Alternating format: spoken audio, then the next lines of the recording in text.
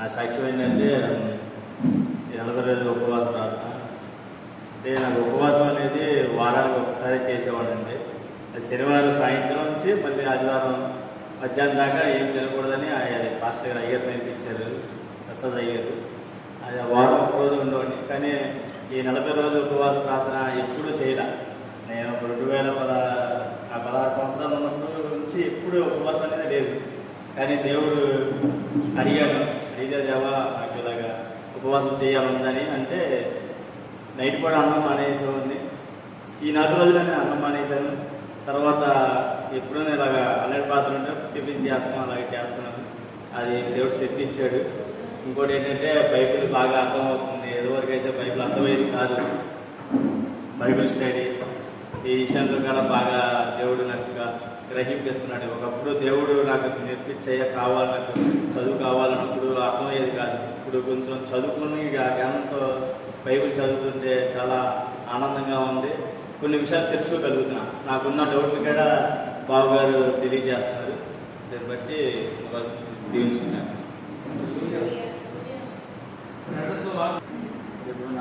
అందరికీ నా వందనాలు. నేను పని నిమిత్తం చాలా ప్రార్థన చేశాను. వచ్చి రాగా ముందు ఇక్కడ ఉన్న వాళ్ళకి పని దొరకట్లేదు, ఎక్కడి నుంచి వచ్చామంటే నాకు పని దొరికిద్దా దొరుకుతుందా.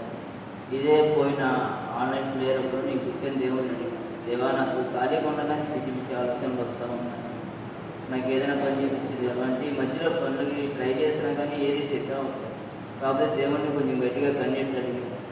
అయితే అడిగిన 2 రోజులకి నేను కిరణాన్ని చెప్పాను, అక్కడ పలానా దగ్గర డ్యూటీ ఉంది, అది చూసిపోయింది, ట్రై చేసి కుదురుతాం అంటే అక్కడికి వెళ్ళి ట్రై చేసిన తర్వాత ఒక 3 డేస్కి వాళ్ళు నాకు ఫోన్ చేసి రమ్మన్నారు. వచ్చి రాగా వాళ్ళు అడిగారు, నువ్వు ఎక్కడ డ్యూటీ చేసావు, ఏం చేసావు, మళ్ళీ ఎక్కడికి వచ్చామంటే అన్న అక్కడ పలానా దగ్గర చేశానన్నా అని మాట్లాడి మళ్ళీ 3 రోజుల తర్వాత మళ్ళీ వాళ్ళకి ఫోన్ చేసి పలానా రోజు నుంచి రమ్మని చెప్పి. కానీ చాలా కష్టం డ్యూటీ.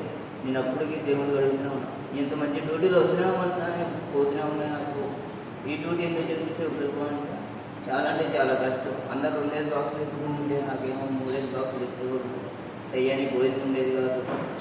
అది కాక కొంచెం ఇంట్లో వాళ్ళ పరిస్థితి కూడా చూసి ఇంట్లో వాళ్ళని రూపాయి అడగాలంటే అడిగేవాడిని కాదు.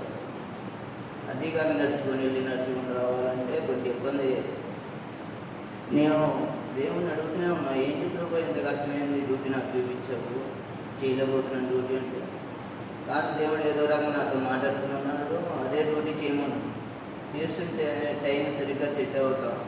నా మాట తిరిగి కూడా అక్కడ బాగోక వాళ్ళు ఏమన్నారంటే, నువ్వు ఎప్పుడైతే సెట్ అవ్వవు నువ్వు వేరే దగ్గరికి అని తీసుకొచ్చి సింగినార్లు వేసిన తర్వాత నేను మళ్ళీ ప్రార్థన దూరం అయిపోతుంటే నైట్ 1 గంట 2 అయిపోతుంది. డ్యూటీ నుంచి వచ్చేసరికి సరిగ్గా తిన్నుండదు, ఏముండదు.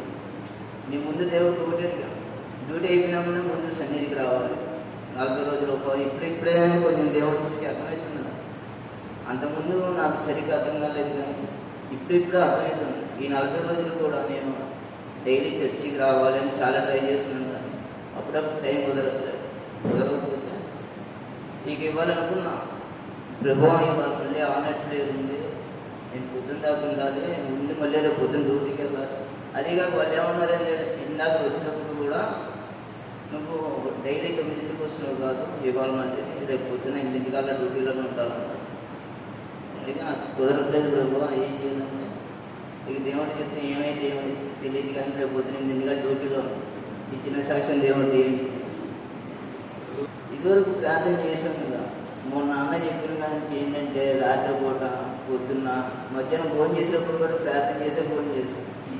అలాంటి కృప నాకు దేవుడు చూపిస్తున్నాడు. దేవుడు మాట్లాడుతున్నాడు, నేను చేసిన తప్పులు మొత్తం గబుకొని ఒకరికి సారీ చెప్పాలంటే ఇగో నాకు చాలా అంటే చాలా ఎక్కువ. వాళ్ళు ఎవరైనా కూడా నా కాళ్ళు ఏమనంటారు, నేను వాళ్ళకి సారీ చెప్పడం ఏంటి, నా ఇగో నాకు చాలా అంటే చాలా ఎక్కువ. అలా ఇగో ఉండబట్టి నేను మా ఫ్యామిలీని కూడా వదిలేసి వెళ్ళిపోయాను ఒక టైంలో. కానీ ఇప్పుడు నాకు అర్థమవుతుంది, ఫ్యామిలీ ఉంటేనే మన కష్ట సుఖాలన్నా ఏదైనా తెలుసు కదా. అలాంటి మనసు దేవుడు నాకు ఇంకా దేవుళ్ళని బలపడాలని అనుకుంటున్నాను. దేవుడు బలపరుస్తాడు కదా, అది మనం ప్రార్థన చేసే దీన్ని బట్టి ఉంటుందని అనుకుంటున్నాం. దేవుని నామానికి వందనాలు. సంఘానికి, సంఘ కాపరికి, అక్కగారికి నా నీకు వందనాలు తెలియజేసుకున్నాను. నేను జీవించున్నానంటే కేవలం ఆ దేవుడి యొక్క కృపను బట్టి. ఎంతోమంది ఎన్నో విధాలుగా చనిపోతూనే ఉన్నాడు. ఎన్నో విధాలుగా ఎన్నో మరణాలు మనుషుల్ని వెంటాడుతూనే ఉన్నాయి.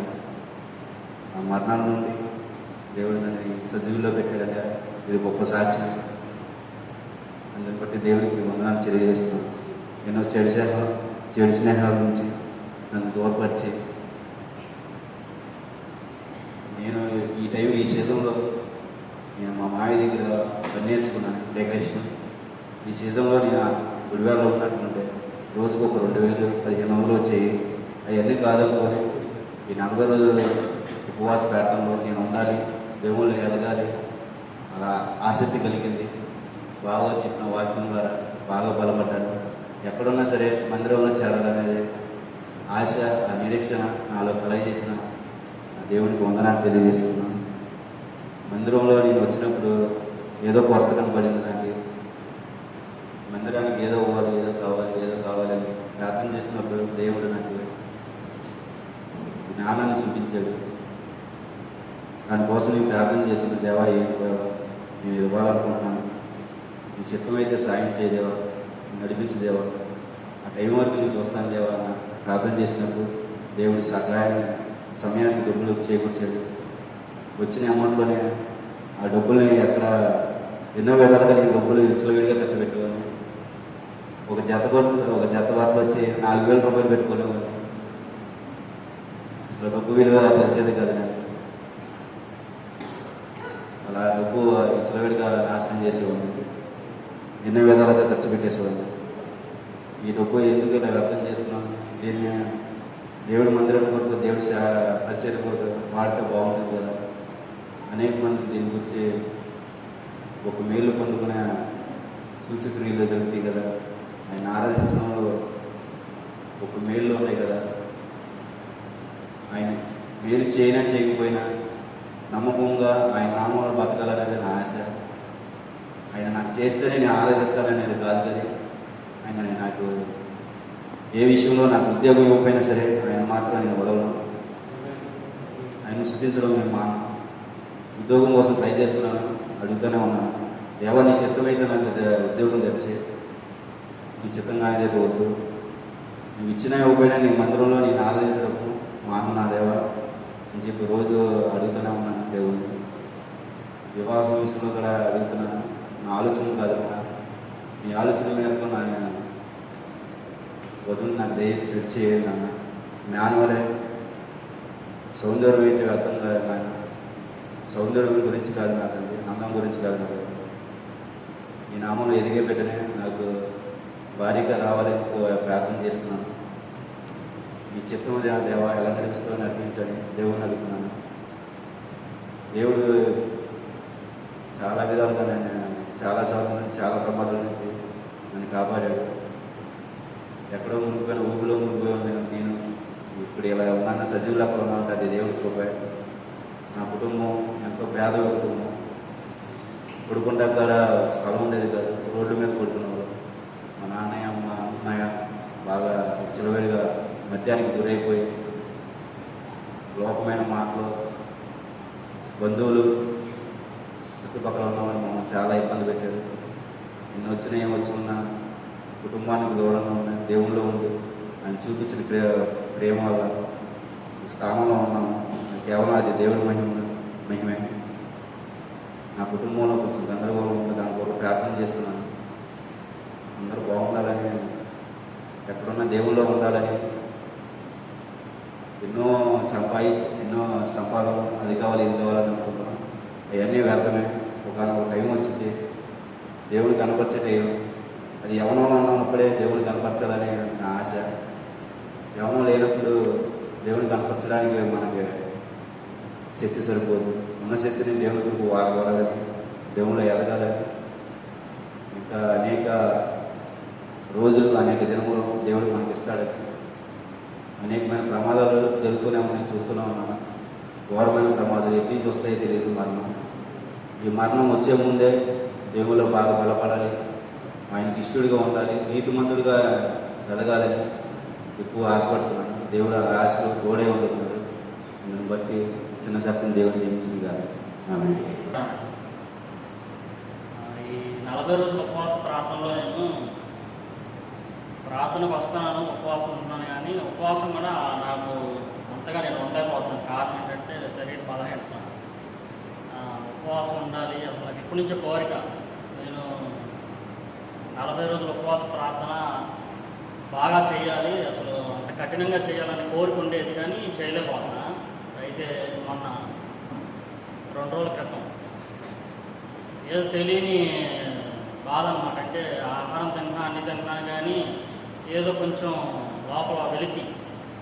నేను మందిరానికి వస్తున్నాను, వాక్యం వింటున్నాను, ప్రార్థన చేసుకుంటున్నాను, ఉపవాసం ఉండలేకపోతున్నాను. అసలు ఉపవాస ప్రార్థనకు వచ్చి కూడా నేను చేయలేకపోతున్నాను. ప్రభా ఏంటి ప్రభా అని చెప్పి ఆ రోజు ఏంటంటే నేను ఒక్కడనే ప్రార్థన చేసుకుంటున్నా. నాతో పాటు ఉండే వేణు ఆ రోజు రాకపోయేసరికి ప్రార్థన చేసుకుంటున్నాను, కానీ ఏదో తెలియని లోటు. కాసేపు ప్రార్థన చేసుకుంటున్నా, కాసేపు ఆపేస్తున్నా, కాసేపు ప్రార్థన చేసుకున్నా, కాసేపు ఆపేస్తున్నా, మళ్ళీ వాకింగ్ చదువుకుంటున్నాను, మళ్ళీ ఆపేస్తున్నా. ఆ రోజు ఏం చేయాలో అర్థం కాక 1 గంట దాకా నాలో నేనే సతమవుతున్నాను. అసలు ఏంటి ప్రభా ఏంటి నాకేం అర్థం కావట్లేదు.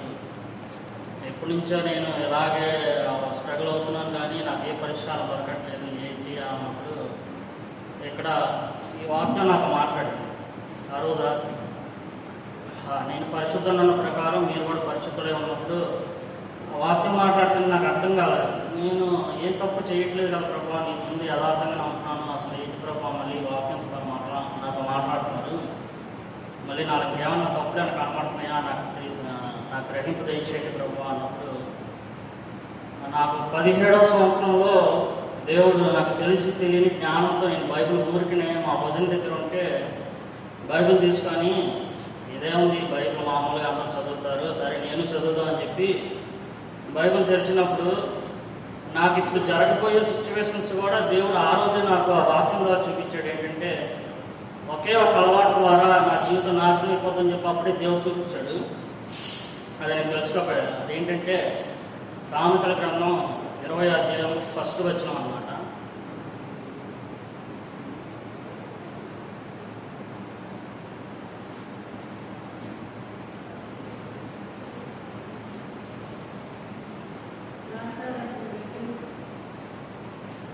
ద్రాక్షారసము విక్రింత పాలు చేయును, మద్యము అలరి పుట్టించును, దాని వశము పైన వారందరూ జ్ఞానం లేనివారు. ఇది నాకు ఫస్ట్ నేను వాక్యం చదివినప్పుడు ఎలా చదివానంటే, నేను అదే చదువుతున్నారు అందరూ, సరే నేను చదువుతున్నా. అప్పుడంటే నాకు దేవుడు అంటే తెలియదు. అంటే ఇంట్లో అందరూ రక్షణ పొందినవారు, మావయ్య మా వాళ్ళందరూ రక్షణ పొందినవారు, పెద్దమ్మ వాళ్ళందరూ కూడా. నాకు తెలియదు నేను వాక్యం అలా చదవాలి, అలా ఉండాలి.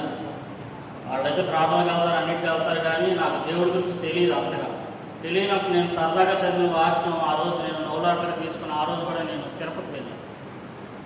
చిన్న తిరుపతి వెళ్ళి వస్తున్నప్పుడు ఆ రోజు కూడా ఫుల్ డ్రింకింగ్ చేసేసాం మేమందరం. ఆ రోజు జరిగింది ఏంటంటే, ఆ ట్రైన్ ఎక్కినప్పుడు ట్రైన్లో నేను స్టెప్ దిగపోయేసరికి ఆ తాగిన మందులు ఏమైందంటే కాలు స్లిప్ అయ్యి ట్రైన్ కింద అవ్వాల్సినండి. లోపల ఒక ఆయన కూర్చొని ఆ గేట్ దగ్గర నుంచున్న అతను నన్ను పట్టుకొని పైకి లాగిన తర్వాత వెనక్కి తోసేస్తే ప్లాట్ఫామ్ మీద పడ్డాను. అప్పుడు దేవుడు ఇచ్చిన గ్రహింపు ఏంటంటే నాకు అర్థం కాల. సరే అని చెప్పి ఆ రోజు అంతా అయిపోయింది. మళ్ళీ నెక్స్ట్ 1 సంవత్సరం తర్వాత మళ్ళీ ఒక సిచ్యువేషన్. అదేంటంటే బాప్తిస్మం తీసుకోవడానికి సిద్ధపడుతున్న టయాల్లో ఇంకా శోధన పెరిగిపోయింది. ఏంటంటే వాక్యం పట్ల అవగాహన లేదు, వాక్యం ఎలా చదవాలో తెలియదు. తర్వాత ప్రార్థనలో ఎవరితో కూర్చోవాలి, ఎలా మాట్లాడాలి ఏంటని తెలియదు. అది కూడా ఏంటంటే ఒక సిచ్యువేషన్ ద్వారా కూడా దేవుడు నాతో మాట్లాడిన సందర్భాన్ని బట్టి నేను రక్షణ పొందాను. ఆ రక్షణ పొందడం తర్వాత కూడా నేను పాపం చేయడం మొదలుపెట్టి ఏంటంటే అంత బలహీనత వచ్చేసింది నాకు. దాని మీద నేను మానలేకపోయేవాడిని. ఏంటంటే ఒక్కడే ఉండేవాడిని, ఎవరితో చెప్పుకోవాలి, ఏం ప్రార్థన చేయాలి, ఎలా పంచుకోవాలి ఇవన్నీ నాకేం తెలిసేది కాదు. ఆ టైంలో దానిలో కూడా నేను ఎక్కువ మునిగిపోతూ అటు ఇటు తిరగడం వల్ల ఫ్రెండ్స్ ఇంకా ఎక్కువైపోయి నన్ను ఇంకా వేరే మార్గంలోకి తీసుకెళ్ళేవాళ్ళు. మందు అని చెప్పి బాగా డెప్త్గా తీసుకెళ్ళిపోయేవాళ్ళు. 1 గంట 2 దాకా తాగుతూ తిరుగుతూ మొత్తం ఇంటికి వచ్చేటప్పటికి అందరూ పనుకొని పోయేవాళ్ళు. తింటే అన్నం తినేవాడిని, లేకపోతే లేదు. అలా కూర్చొని ఒక 4 వచ్చిన పనుకొని పొద్దున్నే మళ్ళీ పనికి వెళ్తాను. అలా జరుగుతూ ఉన్నప్పుడు కుటుంబంలో ఒక ముళ్ళు పెట్టాడు దేవుడు. ఏంటంటే నాకు ఏ విషయం అయితే నాకు నచ్చదో ఆ విషయాన్ని నాకు ఒక ముళ్ళుగా పెట్టాడు దేవుడు. ఏంటంటే అది నాకు అలాంటి విషయాలంటే నాకు చాలా ఇదన్నమాట. ఎందుకంటే నేను అలా ఉండను, వేరే వాళ్ళ కుటుంబాలు నేను అలా చూడను. నా కుటుంబంలో అలా జరిగితే నేను అలాగే యాక్సెప్ట్ చేయడానికి కూడా ఇష్టపడేవాడిని కాదు. కానీ దేవుడు అది పెట్టేటప్పటికి నాకు అర్థం కాల ఏంటి. దీనికి కూడా కారణం ఏంటంటే ఒకసారి ఇంట్లో రక్షణ పొందుతానని చెప్పి మా ఇంట్లో వాళ్ళు చెప్పినప్పుడు నేను లోకంలో ఉన్నప్పుడు అడ్డుపడ్డా.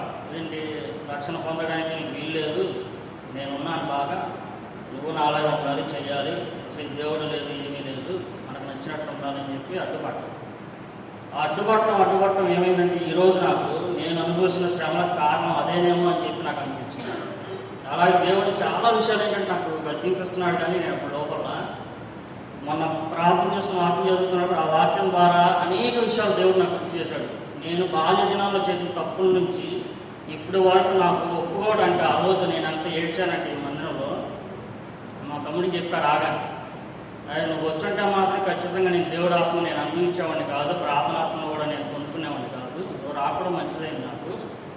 దేవుడు ఆ రోజు చాలా విషయాలు నాతో మాట్లాడాడు. నేను ఒప్పుకోవడానికి విడిచిపెట్టడానికి చాలా కృప చూపించాడు ఆ రోజు నాకు. నేను అనుకున్నాను ఆ రోజు అసలు దేవుడు అంటే చాలు, ఇంకెవరు అక్కర్లేదు. మనం మందిరాల్లో ఒకలాగుండి బయట ఒకలాగుండే మనుషులు చూస్తున్నాము, కానీ దేవుడు ఏకరీతిగా ఎప్పుడు ఒకేలాగుండే దేవుడు, మాట ఇచ్చి తప్పని దేవుడు, ఆయన ఉంటే చాలు మనకి అని చెప్పి మనసులో అనుకుంటూనే ఉన్నా. అయితే లోకంలో శ్రమలు వస్తాయి, అప్పులు ఉంటాయి, ఇబ్బందులు ఉంటాయి, కుటుంబ సమస్యలు ఉంటాయి, అన్నీ ఉంటాయి. కానీ అవన్నీ పొందుకున్న తర్వాత కూడా దేవుళ్ళు నిలబడాలని చెప్పి నేను బాగా నమ్మకంగా నుంచొని ఈ వాక్యం పట్టుకొని చెప్తున్నా. ఆ దేవుడితో ఎప్పుడు నా చిరకాలం దేవుడితోనే ఉండాలని చెప్పి నేను నిశ్చయించుకున్నాను. అలాగే ఉండాలని ఆశపడుతున్నా. ఈ 40 రోజుల ఉపవాస ప్రార్థనలో కూడా నిన్నటి నుంచి ఏంటంటే లోతుగా ఒక విషయం ద్వారా దేవుడు మాట్లాడాడు. ఏంటంటే ఎవరికి అచ్చి ఉండకూడదని చెప్పిన వాక్యం ద్వారా నాకు మాట్లాడాడు. నేను చాలాసార్లు ఏంటంటే అందరి దగ్గర నేను వెళ్తాను, ఏదో చేస్తాను, కానీ నాకు ఉన్న పరిస్థితులను బట్టి నేను ఒకరికి డబ్బులు ఇచ్చుకోలేను.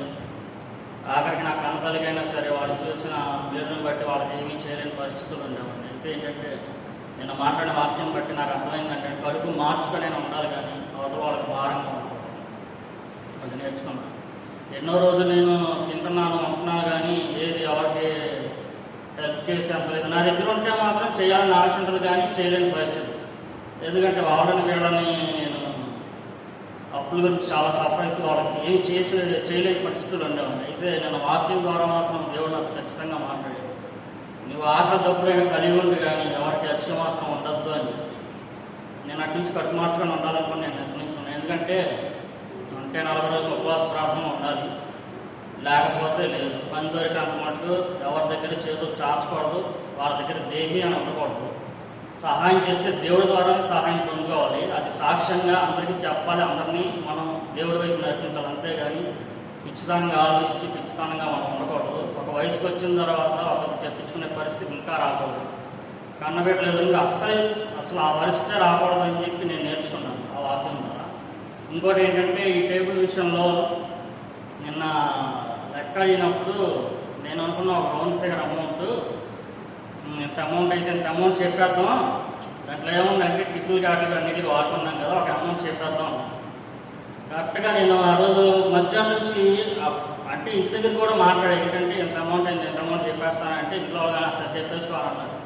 దాన్ని ఖండించడం కానీ అలాగని చెప్పని ఎవరన్నా సరే నేను కూడా ఏంటంటే ఆ ఉద్దేశంతో వచ్చేసి అన్నయ్య అడిగారు రాగానే, ఎవరన్నా ఎంత అమౌంట్ అయిందంటే ప్రార్థన అయిపోతుందని చెప్తాను. మరి ఆ దేవుడు కావాలని చెప్పి ఆ మాట అనిపించారు అన్నట్టు. లేదన్న వాటిని అయిపోయిన చెప్తాను మీకు లెక్క మొత్తం అని చెప్పి అన్నాను. అన్న తర్వాత ఏమైందంటే వాస్తవంగా నేను అనుకుంది ఏంటంటే ఒక 100 రూపీస్ ఎక్స్ట్రా అడుగుదాము. అంటే మా ఫ్రెండ్కి టిఫిన్ ఇల్లు అంటే బండి పెట్రోల్ అవి పెట్టించిన తర్వాత టిఫిన్ క్యాట్లు పెట్టాను కదా, అవి కూడా అడుగుదామని చెప్పి అనుకున్నాను. సరే ప్రార్థన అంతా అయిపోయింది. వాక్యం అన్న తర్వాత ఏంటంటే దేవుడు 2 విషయాలు నాకు ఖచ్చితంగా మాట్లాడాడు.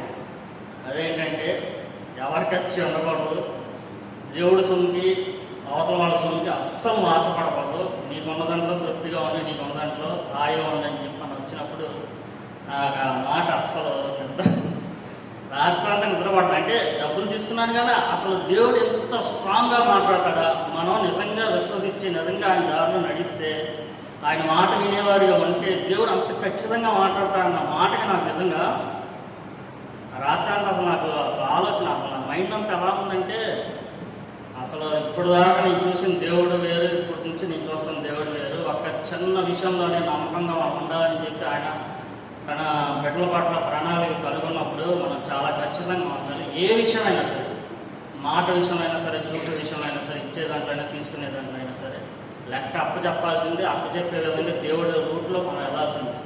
లేదు నా ఇష్టానుసారంగా నేను ఉంటానంటే మాత్రం అది తీవ్రంగా ఉంటుంది.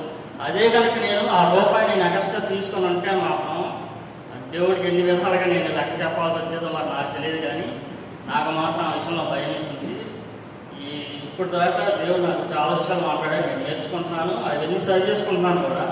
ఆ మనుషులందరూ ఏమనుకున్నా ఎలా అనుకున్నా నాకు ఏం పర్వాలేదు. కాబట్టి ఏంటంటే సాక్షి చెప్పాలి అనుకున్నాను, కానీ ఇంకా కొన్ని సరి చేసుకోవాల్సి ఉన్నాయి. ఏంటంటే బాకీలు అంటే అప్పుల విషయంగా ఏంటంటే కొంతమందితో నేను మాట్లాడలేకపోతున్నా, ప్రేమగా మాట్లాడలేకపోతున్నా, వాళ్ళతో కన్వీనియన్స్ చేయలేకపోతున్నా. ఏంటంటే నా పరిస్థితి ఇది అని చెప్పలేకపోతుంది. ఎందుకంటే వాళ్ళు వినేవాడు కాదు. వినేవాళ్ళు అయితే మనం కూర్చోబెట్టి అమ్మ నాన్న తమ్ముడు మాట్లాడచ్చు, కానీ అవతలలో వినే టైప్ కాదు. ఏంటంటే వాళ్ళు ఒక స్టెబిలిటీ మైండ్తో ఉంటారన్నమాట. అంటే ఒక వేరే ధోరణిలో ఉంటారన్నమాట. వాళ్ళతో నేను మాట్లాడలేను. ఎందుకంటే నేను ఇప్పుడిప్పుడే తగ్గి చాలా విషయాల్లో ఏంటంటే నేను నాకెందుకు అని చెప్పి నేను ఆగిపోతాను. కొన్ని విషయాలు మాట్లాడుతున్నాను. ఇంకా అలాంటి విషయాలు కూడా నా దగ్గరికి రాకూడదని దేవుడికి ప్రార్థిస్తున్నాను. చాలా విషయాలు దేవుడికి అనుకూలంగా నడుచుకుంటున్నాను. అలాగే నా సాక్ష్యాన్ని కూడా ఏంటంటే ఇంకా దేవుళ్ళో ఎదిగి అందరికీ మాదిరిగా కనిపించాలనే ఉద్దేశంతో నాకు తెలిసిన ప్రతి ఒక్కరికి నేను సాక్ష్యం చెప్పుకుంటున్నాను. కొన్ని వాక్యాలు కూడా చెప్పుకుంటున్నాను. అయితే నాకు ఇదివరకు నేను పోగొట్టుకున్న ఒకప్పుడు చెప్పాను, నేను ఇదే ఆల్రెడీ ప్రేయర్ రోజు అనుకుంటా, నేను ప్రార్థన చేసుకోలేకపోతున్నాను, వాక్యం చదువుకోలేకపోతున్నాను, నేను నా జ్ఞానం అంతా నేను పోగొట్టుకున్నాను, నాకేం అర్థం కావట్లేదు, అసలు ఏంటి ఇదంతా అన్నప్పుడు ఈ 40 రోజులు ఫాస్టింగ్ ప్రేయర్లో తర్వాత నేను ఈ మందిరంలోకి వచ్చిన తర్వాత ఒక 2-3 రోజులు సఫర్ అయ్యాను. ప్రార్థన చేసుకోలేక, వాక్యం చదువుకోలేక. తర్వాత దేవుడి ఏమిటంటే నిదానంగా బైబిల్ చదవడం, ఆ వాక్యం దానిలో బాగా పనిచేయడం ప్రారంభించింది. ప్రార్థనా జీవితం కూడా మెరుగుపరిచింది. అందరితో కలిసి ప్రార్థిస్తున్నాను. అది మామూలుగా అయితే వీధి సువార్తల్లో మామూలుగా అయితే నేను ప్రార్థన చేయడానికి అవకాశం ఇచ్చినప్పుడు చాలా టెన్షన్ పడేవాడు. అంటే వేరే చోట కూడా వెళ్ళాను, కానీ నాకు అంత ఇది ఉండేది కదా. కానీ ఆ రోజు ప్రార్థన చేయడం నాకు చాలా కొత్త అనుభవం ఇచ్చింది. అలాగే మనం సభల గురించి ప్రార్థన చేస్తున్నప్పుడు కూడా ఏంటంటే నాకు చాలా కొత్త అనుభవాలు ఇస్తున్నాయి. ఏంటంటే ప్రార్థన చేసే విధానం కానీ క్రమం కానీ నాకు చాలా బాగా నచ్చింది. ఇంకా అలాంటి నేను ఇంకా పొందుకోవాలని, దేవుడు ఎదగాలని చెప్పి, అలా మా కుటుంబంలో కూడా కార్యం జరిగించాలని చెప్పి, నా ద్వారా ఎవరో అడ్డుపండగా నేను ఉండకుండా ఎవరి జీవితాలు వారి ప్రభు వైపు నడిపించినట్లు సహాయం చేయాలని చెప్పి నేను అనుకున్నాను. నా చిన్న సాక్ష్యాన్ని దేవుడు జీవించాను.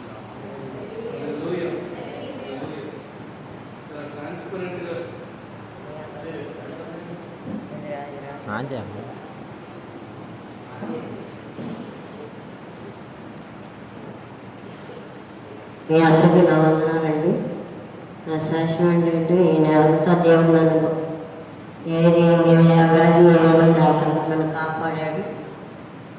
మంచి ఆరోగ్య శక్తిని ఇచ్చాడు. 40 రోజులు కూడా నేనైతే ప్రతి సంవత్సరం ఉపవాసం ఉంటాను, కానీ ప్రార్థనకు అయితే వచ్చేదాన్ని, వెళ్ళేదాన్ని కాదు, ఇంట్లోనే చేసుకునేదాన్ని. దేవుడు మరి నాకు ఈ అవకాశం దేవుడు ఇచ్చాడు. 40 రోజులు కూడా మధ్యలో కొన్ని ఆటంకాలు వచ్చి ఒక్కో రోజు మానేస్తున్నాను, కానీ 40 రోజుల ఉపవాసం మాత్రం కంపల్సరీగా పోయిన 1వ తారీఖు నుంచి ఉపవాసం కంపల్సరీగా అది కంటిన్యూ చేస్తున్నాను. కానీ శరీరం అయితే సహకరించట్లేదు. ప్రభాని చెప్తాం, మరి నేనైతే అన్ని పనులు చేసుకోవాలి, నాకైతే శక్తిని. మరి ఈ సంవత్సరంలో వచ్చే సంవత్సరం అవ్వలేము కాబట్టి ఈ సంవత్సరం కంపల్సరీకి 40 రోజులు ఉపవాసం ఉండాలి అని నేను దేవుడు కూడా అడిగినప్పుడు దేవుడు అప్రీతిగా దినదినం నీరసం అయితే పడుతున్నాను, కానీ శాతం అయితే నేను శోధన పడుతుంది. నా భర్త కూడా శోధన 40 రోజులు ఉండాలా, ఎవరు అనుకున్నట్టులాగా నువ్వే ఇలా ఉండగలుగుతున్నావు, వారి చేతన చేతను శోధించినా సరే నేను దేవుడి కోసం ఉండాలి. నేను దేవుడే నాకు ఆరోగ్య శక్తి ఇస్తాడు అని చెప్పి నేను 40 రోజులు కూడా ఉపవాసం ఉన్నాను. మళ్ళీ నా పనులు నేను చేసుకున్నాను. అయినా కానీ దేవుడు ఇంకా శక్తి ఇచ్చి నేను ఇంకా ప్రార్థన ఎక్కువ నడిచేటట్టుగా ఇదివరకంటే ప్రార్థన అంటే ఏంటో తెలిసేది కాదు. నేను ఎలా ఉండాలి, ఎలా చేయాలి, అసలు ఎలాగ దేవుళ్ళు నడవాలని తెలిసేది కాదు. అట్లాగే ఇప్పుడైతే నేను మాత్రం దేవుళ్ళు ఎలా పొందుకోవాలి, ఏదైనా కానీ దేవుడి సన్నిధిని అడిగి ఎలా పొందుకోవాలి, వాక్యం ద్వారాగా దేవుడు ఎలా మాట్లాడతామని వాక్యం ద్వారాగా మేలు పొందుకుంటే ఆ వాక్యం ద్వారా మనం మేలు పొందుకోవాలంటే మనం ఎలా ఉండాలి, మన జీవితంలో ఎలా నడవాలి, ఒకరికి మాత్రం మనం చెప్పే స్థితిలో ఉండాలి. కానీ మనం వాక్యం ఎవరికైనా చెప్పాలంటే మనం ధైర్యంగా చెప్పాలి మన కార్యాలు అని దేవుడు నాకు వాక్యం ద్వారా అనేక మాటలు బాబు విషయంలో రోజువారు చెప్పే వాక్యం బట్టి నేను ఇంకా చాలా వరకు మారాను. ఇంకా ఇంకా లోతైన అనుభవాలు నేర్చుకొని నా జీవితం అనేక మందికి మాదిరిగా ఉండేటట్టుగా మీ అందరూ అనుకున్న ప్రార్థన చేయండి. నా భర్తకు కూడా రక్షణ భాగ్యం వచ్చేటట్టుగా ఆయన కూడా సన్నిధికి వచ్చేటట్టుగా ప్రార్థన చేయండి. నా బిడ్డకు కుటుంబం కూడా వారు కూడా ఈ సన్నిధిలో వచ్చేటట్టుగా ప్రార్థన చేయమని ఈ చిన్న సాక్ష్యం దేవుడు దీవించిన కాక.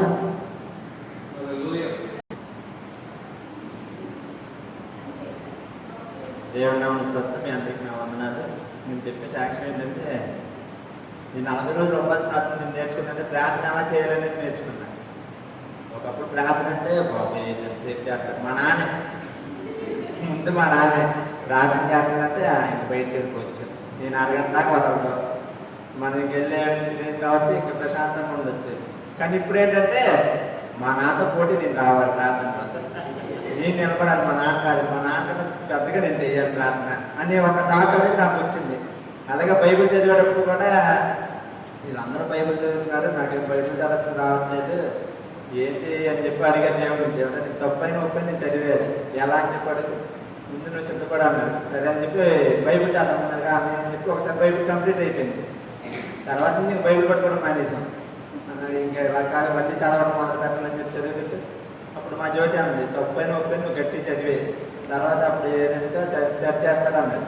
సరే అని చెప్పి ఇంక చదవడం మొదలుపెట్టి ఒక ఇగో నాకన్నా నేను చదువుతున్నట్టు నేను చదవకూడదు, ఎలాగైనా చదవాలని చెప్పి పట్టుదలతో దేవుడిని అడిగి బైబిల్ చదవడం కూడా నేర్చేసుకున్నాను. ఇంకా తప్పులు ఉన్నాయి, ఇంకా బైబిల్ బాగా చదివినట్టు కూడా అడుగుతున్నాను. అలాగే మాకు ఈ నెల ఏంటంటే నేను నా ప్రయాణంలో దేవుడు ఎంతో సహాయం చేశాడు. నేను తోడే బండికి నాకు మొన్న అన్నీ ఇచ్చిన వాగ్దానం కూడా అది వచ్చింది. నేను రాకపోకుండా ఏం చేయాలి నీకు తోడుకోండినండి. నేను అనుకున్నా అబ్బా దేవుడికి కూడా తెలిసిపోయింది మనం ఎలా తోలుతున్నాము అనుకున్నా. అప్పుడు అనుకున్నాను ఇంకా అదే వాగ్దానం వచ్చింది. అన్నీ కూడా అన్నాను నేను దేవుడు కూడా నాకు అంటాను సరైన వాగ్దానం ఇచ్చేసాడు అన్నయ్య. సరిపోయిందన్న ఇంక బండి కూడా ఇంకా అంత స్పీడ్ అన్నా ఇంకా అంత ర్యాష్ డ్రైవ్ చేయకూడదు, ఇంకా మన తోడే స్పీడ్లో చాలుమని ఇంకా అలాగే తెలుసుకొని ఇంక స్లో డ్రైవింగ్ నేర్చుకున్నాం. ఇంకా కదా ఇంకోటి ఏంటంటే మాకు మనం మా పెళ్లి రోజు మేము అసలు ఏమనుకోవాలి, ఏదో పెళ్లి రోజు అందరూ ఎగురుతున్నారు కానీ మాకేం లేదు. మేము ఆఫీస్కి వెళ్ళిపోయాము, మా ఇంట్లో పని మాట చేసుకుంటుంది. మాకన్నా ముందు మా వాళ్ళే ఆనందం ఎక్కువైపోయింది. సరే అని చెప్పి ఇంకా అలా కూర్చున్నా.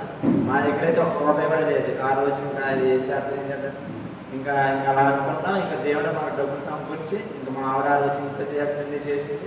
ఇక్కడ వచ్చాక ఫెలోషిప్లో మొదలు పెట్టాం. మేము అసలు అంత ఎక్స్పెక్ట్ చేయలేదు. ఇంకా ఫెలోషిప్లోకి వచ్చాక ఒక్కొక్కరు ఒక్కొక్క గిఫ్ట్ మా లైఫ్లో మర్చిపోయిన మెమరబుల్ గిఫ్ట్ అంటే అయ్యే. ఇంకా అసలు మర్చిపోయిన ఒక్కొక్కరు ఒక్కొక్కటి ఇచ్చారు. మా ఫస్ట్ పెళ్లి రోజు కూడా అంత గ్రాండ్గా చేసినందుకు మీ అందరికీ నా వందనాలు. ఇచ్చిన గిఫ్ట్లు ఇచ్చిన వాళ్ళందరూ కూడా హృదయపూర్వక వందనాలు. ఇంకా మా ఆవిడ రక్షణ సిద్ధపడుతుంది. రక్షణ సిద్ధపడి బాగా రక్షణ ప్రార్థనలో అడిగేటట్టు, బాగా వాక్యంలో అడిగేటట్టు మీ అందరం ప్రార్థనలో మా అబ్బాయి గురించి కూడా ప్రార్థన చేస్తుందో కోరుతున్నాను. ఈ చిన్న సాక్షిని దేవుడు దీవించారు. రెండు విషయాలు నేను అశోక్ గమనించాను. ఒకటి నిజంగా ప్రార్థన దేవుడు నా మనసు స్తోత్రం. మీ అందరికీ నా వందనాలు. అవకాశం ఇచ్చిన దైవజనులు ఉన్నాను. నా సాక్ష్యం ఏంటంటే గత నెలలో నేను చెప్పాను నాకు ఏదైనా ఉద్యోగం ఉంటే బాగుండు, నేను ఇప్పుడు ఉద్యోగం వెళ్ళట్లేదు అంటే మా ఇంట్లో సమస్యలు బట్టి నాకు కూడా ఉద్యోగం ఉంటే బాగుండు అనుకున్నాను. దేవుడు నాకు చిన్న వ్యాపారం పెట్టుకోవడానికి అవకాశం ఇచ్చారు. అందుని బట్టి దేవుడికి స్తుతి చెల్లిస్తున్నాను. ఇంకో విషయం ఏంటంటే దాని ద్వారా నేను ప్రార్థన చేయడం బాగా నేర్చుకున్నాను.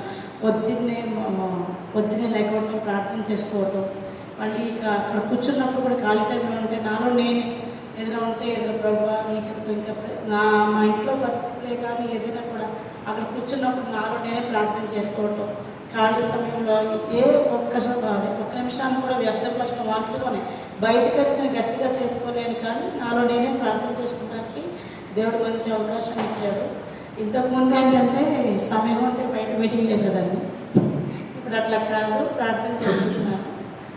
ఇంకోటి ఏంటంటే పోయిన వారం అన్నయ్య యూత్ మీటింగ్లో చెప్పారు, మీరు పొద్దున్న మధ్యాహ్నం సాయంత్రం 3 పూట్ల బైబిల్ చదవాలి, ప్రార్థన చేయాలని.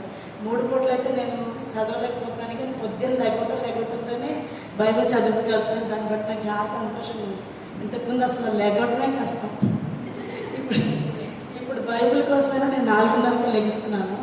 5ంటికి లెగిస్తే నా పని స్టార్ట్ అవుతుంది, కానీ నేను 4:30కి లెగిస్తే అరగంట మాత్రం ఈ 3 డేస్ అయితే 3 రోజులు అరగంట బైబిల్ చదివాను, ప్రార్థన కూడా చేసుకున్నాను. అందుని బట్టి అంటే అన్నయ్య చెప్పిన వాక్యాన్ని బట్టి నాకు చదవాలనిపించింది. మామూలుగా నేను చదవాలి అనుకుంటే పైపైన మామూలుగా చదివేసుకుంటూ వెళ్ళిపోయేదాన్ని, కానీ అట్లా కాకుండా బైబిల్ అర్థవంతంగా చదవడానికి నాకు అట్లాంటి గ్రహింపు వచ్చింది. బైబిల్ అసలు ఎట్లా చదవాలి, బైబిల్ స్టడీ ద్వారా మాత్రం నేను బాగా నేర్చుకున్నాను. బైబిల్ అనేది అసలు మనం ఎలా చదవాలి, పాయింట్ వైజ్గా మనం చదివేస్తామంటే చదవటం అనేది వేరు, ధ్యానించడం అనేది వేరు అనేది నేను తెలుసుకున్నాను. ప్రతి వర్డ్ కూడా నేను ఏ విధంగా చదవాలి అనేది నేర్చుకున్నాను. ఇది బైబిల్ స్టడీ అవకాశం ఇచ్చిన దేవుడికి వందనాలు. ఇంకోటి ఏంటంటే ఈ మంత్లో మా కుటుంబంలో చిన్న శోధన వచ్చింది, ఎవరికీ తెలియదు. అదేంటంటే నేను దేవుడికి దూరం అయిపోయేలాగా సాతాను చాలా శోధించాను నన్ను. అసలు నేను మందిరానికి ఆగిపోవాలి అన్నంత స్టేజ్కి వెళ్ళిపోయింది. ఆ విషయం నేను చాలా ఏడ్చేసి గొడవ కూడా చేశాను, ఎవరికి తెలియకుండా నాలో నేను చాలా బాధపడ్డాను. దైవజనులకు చెప్పాను, ఇట్లా నా సిచ్యువేషన్ ఉంది, కొంచెం ప్రార్థించండి. మొదటిగా ఏంటంటే దేవుడు ఇచ్చిన నేను దైవజనుల్ని అక్కనేంటి చాలా హ్యాపీగా ఫీల్ అవుతాను. ప్రతిదీ నేను మా ఇంట్లో కూడా చెప్తానో చెప్పను, కానీ వాళ్ళిద్దరికీ చెప్తే నేను బాగా నేర్చుకున్నాను. ఎందుకంటే చెప్తే నా మనసులో భారం కొంచెం తీరిద్ది, మళ్ళీ అదే కాదు ప్రార్థన ద్వారా కూడా నాకు సహాయం ఉంటుంది అనే ఆశ దేవుడు నాకు ఇచ్చారు. అందుని బట్టి దేవుడికి స్తోత్రం. ఆ విషయాన్ని నేను అన్నయ్య చెప్తే అన్నయ్య ఒకే మాట అన్నారు. ఆ విషయంలో నేనేం చేసిన తప్పు ఏంటంటే నువ్వు లేకపోయినా పర్వాలేదు నాకు దేవుడు కావాలి అన్నట్టుగా మాట్లాడాను. మరి వాళ్ళు ఏమనుకున్నారో మనసులో నాకైతే తెలియదు. నేను అంటానికి గట్టిగా అనేసాను.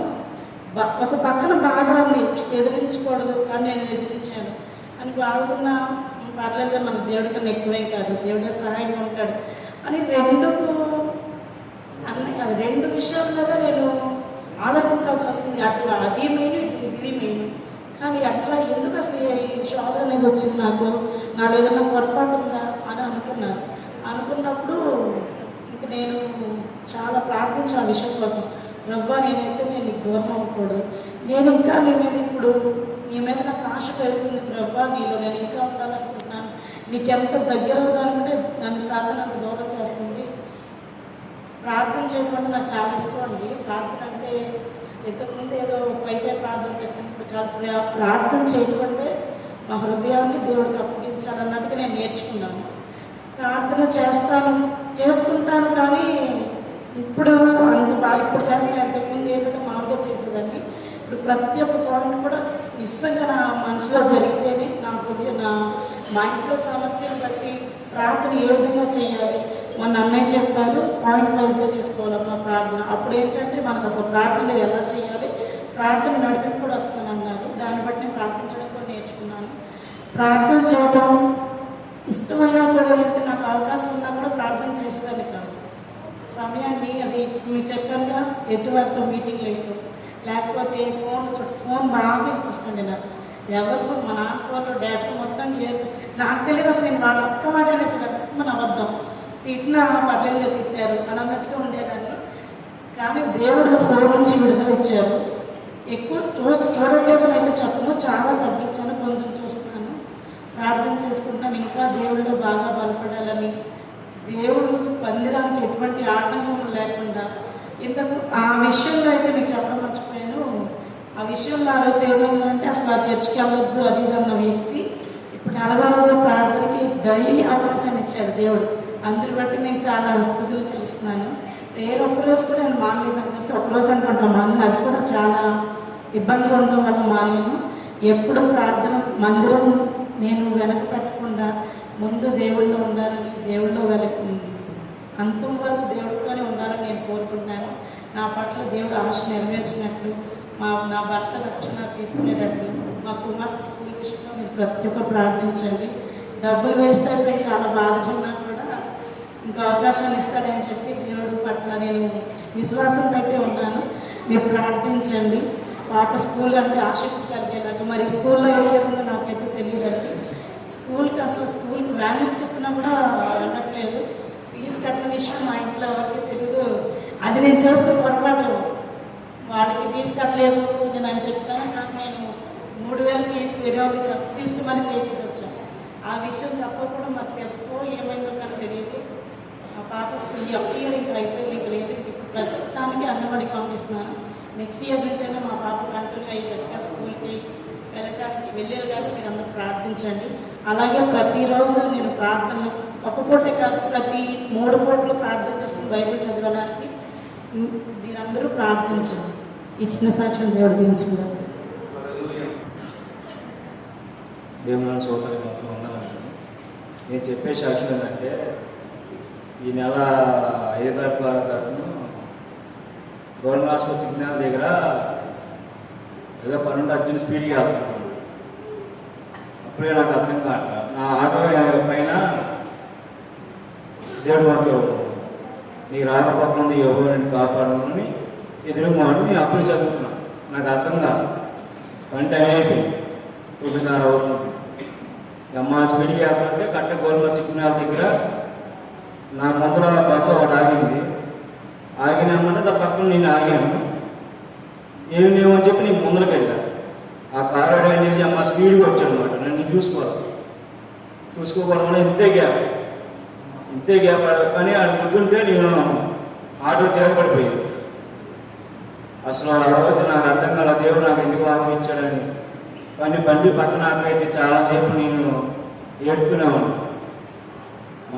నా చనిపోయాడు, మా అమ్మ ఒకటి ఉంది, కుటుంబం ఒకటి ఉందని చెప్పి ఎంతో బాధపడుతున్న దేవుడా ఇంకోసారి క్షమించు ప్రభువా, నేను ఏం చేయండి ప్రభా, తప్పు చూపించుకోకపోతే నిదానికి వెళ్తాను ప్రభా ఎక్కడికి నుంచి. అప్పుడు నాకు అర్థం కాదు. ఈ 40 రోజుల్లో ఉపవాస ప్రార్థన నేర్చుకునేదంటే ఎంత నమ్మకంగా ఉంటే అనకన్నా గొప్ప మేలు చేయగలని చెప్పి దేవుడు మాట్లాడుతున్నాను. నెమ్మదంటే మనం ఎదుటి వాటి నుంచి వాళ్ళ నుంచి మనం ఎదుటి వాళ్ళు వాళ్ళని గౌరవించుకోవాలని చెప్పి ఇష్టపడడం అనకూడదు. మనం మనస్ఫూర్తిగా ఉంటేనే మన మనసాంగా ఉంటుంది. వాళ్ళకి నచ్చాలి, మన ఎదురుగా ఉండాలని నేను ఎప్పుడు ఆలోచించుకున్నమాట. ఇలాగా దేవుడు నాకు చెప్తున్నాడు. ఎంతో గౌరవంగా ఉండకూడదు, నిదానంగా ఉండాలి. ఎంతో దేవుడు నాకు ఇచ్చిన మాట ఏంటంటే, మా నాన్న ఎప్పుడు చెప్తున్నాడు, ఎప్పుడుగా గౌరవించకూడదురా, నిదానంగా ఉండాలి. దేవుడు వాక్యంలో మా ప్రార్థన ముందు ప్రార్థన ఉండాలి. ప్రార్థన లేక మనం ఎక్కడ నడవలేము. ప్రార్థన ముందుకు నాన్నకు నడిపి ప్రార్థన చేసేవాడు, గంట చేసేవాడు. నేను 10 నిమిషాలు పోవాలి చేసేవాడు అనమాట. అరే ప్రార్థన లేకపోతే నీ జీవితం నాశనం అయిపోతుందిరా, ఎన్నోసార్లు చెప్తూనే ఉన్నాడు నాన్న. కానీ అప్పుడు నాకు అర్థమైంది నాన్న ప్రార్థన లేకపోతే కానీ మేము కనీసం నేను కానీ మా తమ్ముడు కానీ మా కుటుంబాలు కానీ మా వాడు కానీ ఇలా ఉండేవాళ్ళం కాదు. మా నాన్న ఎన్నో ప్రార్థన చేసి కాబట్టి మేము ఇలా ఉన్నాం, ఏం అలవాటు లేకుండా. ఆ తప్పు చేసాం, అంత తప్పు చేసింది ఏంటంటే చిన్న తప్పులు వేసాము, దొంగలు చేసాము, అన్నీ చేసాం. కానీ అన్నీ సర్దిద్దుకోవడానికి చాలా టైం పట్టింది. ఎన్నో అవమానాలు పడ్డాము, సహించాడు, తిట్టాడు. కానీ అన్నీ ఎవరిని నేను చేయకుండా వాళ్ళని ఏమనకుండా నెమ్మదిగా ఉన్నాను. దేవుడు ఇచ్చింది మాకు ఏంటంటే నెమ్మది. ఎవరైనా ఉంటే మేము సైలెంట్గా ఉన్నవాళ్ళం, దేవుడు చూసుకుంటారని చెప్పి మా సైలెంట్గా ఉండాలన్నమాట. దేవుడే మా పాపల. కానీ నా చిల్డ్రన్ కానించి ఈ 3 నెలలు చాలా ఇబ్బందిగానే ఉంది. ఏం చేయాలో అర్థం కాక ఎంతో చాలా బాధపడుతూనే ఉన్నాం. ఎవరు చెప్పుకోలేకపోతున్నాం. కుటుంబం కూడా మా భార్య అక్కడ నేను ఇక్కడ అని చెప్పి నేను ఎంతో ఉమిలిపోతున్నాం, చెప్పుకోలేకపోతున్నాం. పిల్లలు అక్కడ ఆయన ఎక్కడ ఇప్పుడు అమ్మ కూడా ఉంది, చూసుకునే అమ్మ లేదు, నీ ఒకన్నా అంటున్నా. బాగా దుగ్గుంటే ఏదో తెలిసి లేదని చెప్పి నేను మందిరం కోసం రాలేకపోతున్నాను. కారణం అడిగేవాడు.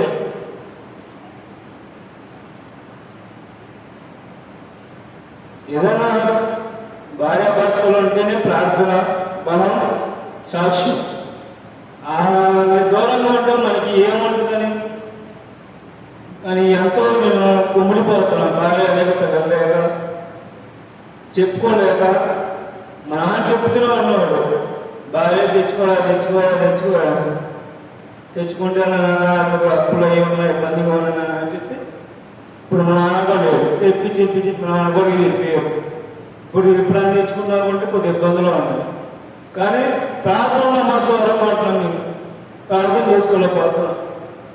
ఏంటి ప్రభా, ఎందుకు సమస్య ప్రభా, ఇంట్లో సమస్య, భార్య లేకపోతే, పిల్లలు లేకపోతే నాకైతే ప్రార్థన రావాలి, చేసుకోలేకపోతున్నాను. కానీ దేవుడు త్వరగా నా భార్య బిడ్డలు తీసుకొస్తారని నేను ఎంతో ప్రార్థన చేస్తున్నాను. ఆటో విధానంగా ఆటో పక్కన పెట్టినా సరే ప్రార్థన చేసుకుంటున్నాను. ఎంతో నెమ్మది ఉంటున్నాను.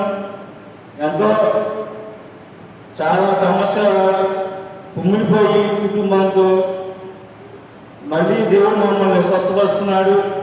ఎన్నో అప్పుల్లో నిలబడి అప్పులు కట్టి నిలబడ్డాము. ఇల్లు అమ్ముకున్నా సరే, ఎన్నో మాట్లాడినా సరే దేవుడు మమ్మల్ని నిలబెట్టాడంటే ఆయన గొప్ప సాక్ష్యం. అది మా నాన్నగారు అప్పుడు చేసిన ఎన్నో బాధలు పడి, కానీ మా నాన్న నిలబెట్టాడు. ఎన్నో మాట్లాడినా సరే మా నాన్నని, మమ్మల్ని కానీ ఎవ్వరి జోలికి వెళ్ళలేదు. మేము దేవుడు కాపలా, మా కుటుంబాన్ని మా దేవుడు కాపాడింది.